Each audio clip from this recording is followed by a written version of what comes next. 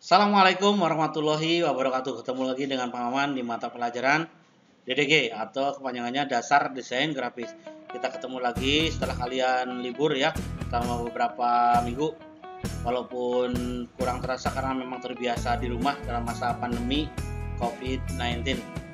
Semoga kalian selalu dalam keadaan sehat walafiat, selalu melaksanakan atau menjalankan protokol kesehatan ya.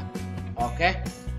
Untuk DDG semester 2 ini atau semester genap itu kita akan mempelajari tentang software pengolah grafis berbasis bitmap. Oke. Untuk selanjutnya kita ke laptop ya. Lihat saya menciut ke bawah. Set.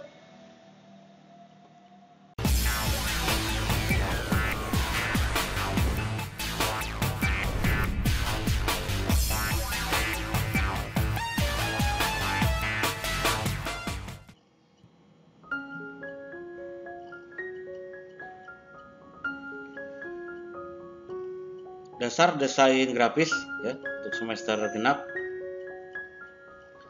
Pokok materi semester 2 itu di dasar desain grafis satu pokok yaitu perangkat lunak atau dalam bahasa Inggris disebut software. Nah, software pengolah gambar bitmap. Jadi kalian akan mempelajari tentang sebuah software yang bisa mengolah atau mengedit gambar bitmap. Gambar bitmap atau raster itu apa? Nanti coba kita pelajari ya. Software yang dapat mengolah gambar bitmap.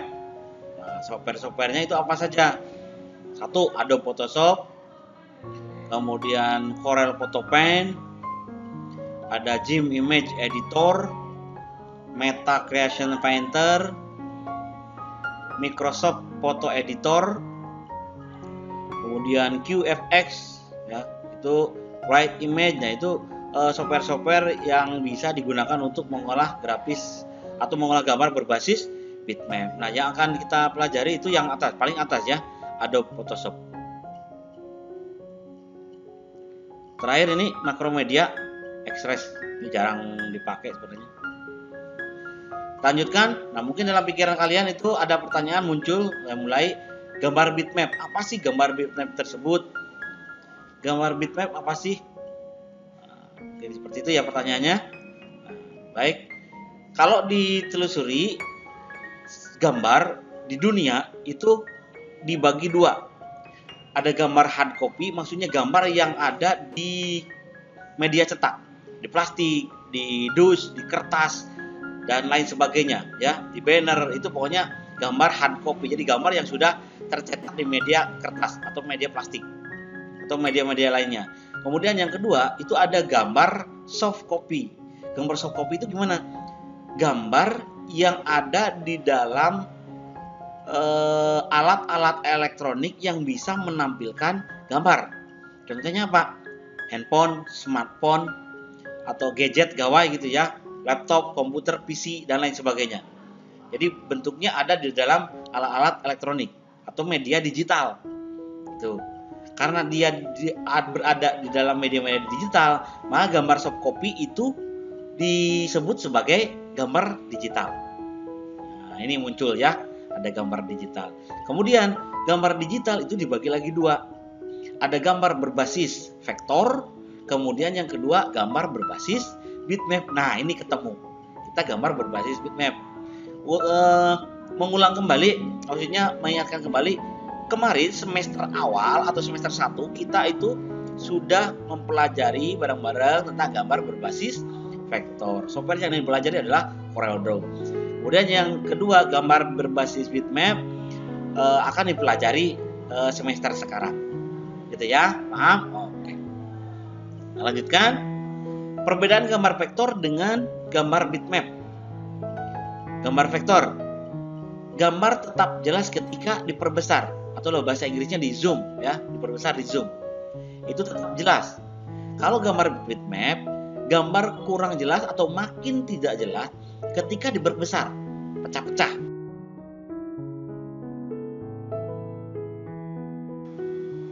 Dibesarkan, makin besar, makin banyak.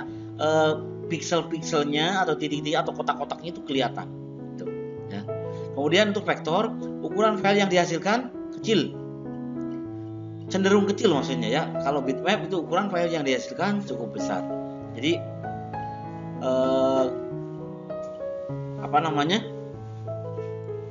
semakin bagus gambar bitmap, semakin jernih, semakin jelas, maka ukuran filenya itu akan semakin besar. Tersusun oleh garis dan kurva itu ada vektor. Kalau bitmap itu tersusun atas pixel atau titik-titik. Kualitas gambar tidak bergantung pada banyaknya pixel, itu yang vektor. Kalau bitmap, kualitas gambar bergantung dari banyaknya pixel. Jadi kalau gambar bitmap, semakin banyak pixelnya, gambar semakin jelas atau semakin bagus gambarnya. Makanya sekarang kamera atau handphone kamera yang ada di smartphone, kameranya itu semakin tinggi resolusinya, atau orang bilang itu ya megapikselnya, itu yang disebut itu satuannya sebenarnya namanya itu resolusi ya. Resolusi itu semakin tinggi, jadi gambar hasil jepretan HP-nya itu semakin bagus, semakin jernih. Kemudian selain dari hal itu, kalian juga wajib mengetahui tentang format file ya, format file yang hubungannya dengan gambar. Ada format file PSD. Jadi format file itu ya ekstensi file seperti ini. Coba saya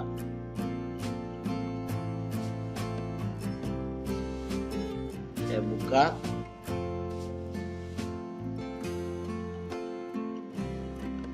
Nih, misalnya ada nama file maman.jpg ya, coba saya besarkan. Nah, ini nama file, ini titik, kemudian ini ekstensi. Nah, ini namanya format file atau ekstensi file. Dalam bahasa ini file extension ya. Jadi format file atau ekstensi file itu berada di belakang titik, yang depannya adalah nama filenya ya. Kita buktikan, coba misalnya ada gambar ini, saya buka ekstensinya di sini. Nah, ini jadi kelihatan, ini kelihatan fire flame black background titik jpg. Nah, itu berarti ekstensinya jpg. Kalau yang ini file lain, ini ada titik zip, itu file kompresi, bukan file gambar berarti. Itu paham ya? Oke, kita lanjutkan.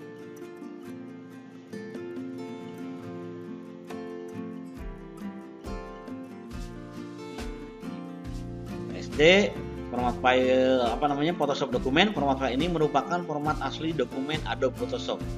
Jadi software yang akan kita pelajari selama semester 2 ya. Format ini mampu menyimpan informasi layer dan alpha channel yang terdapat pada sebuah gambar, sehingga suatu saat dapat dibuka dan diedit kembali. Jadi gambar yang punya format file PSD itu bisa diedit kembali di lain waktu. Ya, kelebihannya dari format file ini adalah seperti itu. Beda dengan JPG. Kemudian FPS, Encapsule PostScript. Format file ini merupakan format yang sering digunakan untuk keperluan pertukaran dokumen antar program grafis. Misalnya Photoshop dengan Corel atau dengan GIMP Image Editor dan lain sebagainya. Jadi gambar bisa dibuka walaupun softwarenya berbeda-beda. Nah, begitu ya. Kemudian JPG atau kata lainnya JPG, Joint Photographic Expert Group. Yang tadi kita lihat itu ekstensinya JPG.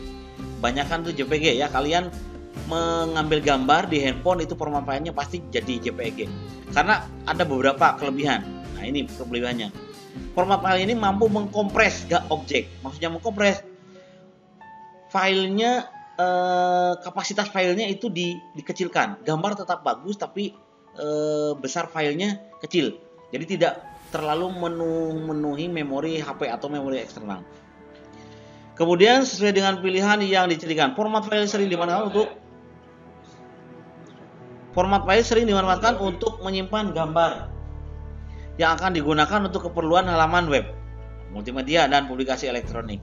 Format file ini berukuran relatif lebih kecil, nah, makanya ini banyak digunakan ya di website, di media-media sosial itu kebanyakan menggunakan format file JPG. Kemudian selanjutnya ada GIF ya, Graphic Interchange Format. Biasanya gambarnya itu ada ciri khasnya, yaitu gambarnya bisa bergerak. Nah ya betul, kalian yang jawab bergerak berarti udah tahu. Format file ini hanya mampu menyimpan dalam 8 bit, hanya mendukung mode warna, grayscale, bitmap, dan index color. Format file ini merupakan format standar untuk publikasi elektronik dan internet.